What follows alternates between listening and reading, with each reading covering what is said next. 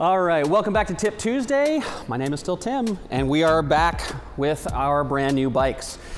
So after you've gotten your bike out of the box and got everything assembled, you will likely almost 100% need to do a couple of adjustments. What we're going to focus on today is adjusting your expectations for how your disc brakes are going to work on your bike.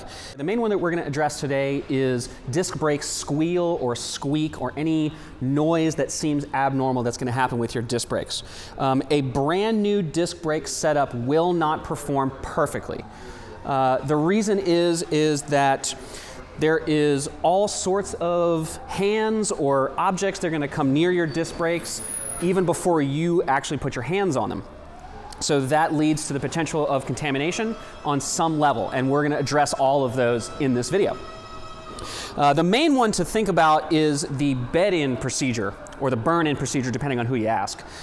The goal of that is to transfer an even amount of disc brake material from the pads onto the rotor. Take your bike out on a dry day on pavement, and what you're going to do is get the bike up to about 15 or 20 miles an hour, slow it down gradually and consistently to about a walking pace, but don't come to a complete stop. And you want to do that for each brake individually 10 or 15 times. It does sound like kind of a daunting task, but this is what is going to guarantee that your brakes are going to operate correctly. They're not going to be overly noisy, and they're going to give you the proper amount of control and keep the bike operating safely. If you have other issues from that point, then we're going to get into cleaning, we'll get into other diagnostics. Your best friend in this is going to be isopropyl alcohol. Ideally, it's going to be 70% purity or above. You can also use denatured alcohol depending on your retailer or which you prefer, but there's really no bad product in any of that. You can spray that directly onto the rotor as you're turning it. You can spray it onto a clean rag and then apply it to the rotor, whichever you prefer, but your end goal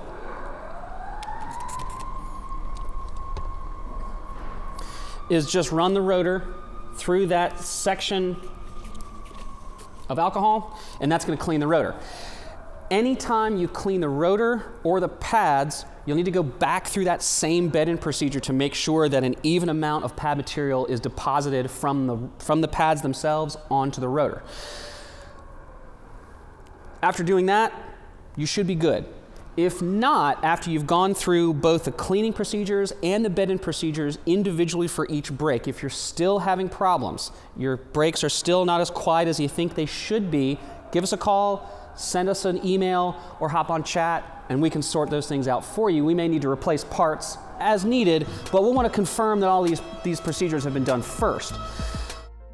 Thanks for tuning in to another Tip Tuesday. If you've got any requests for videos that we can do to help you out, drop us an email at support@gen3ride.com and we'll get on it for you.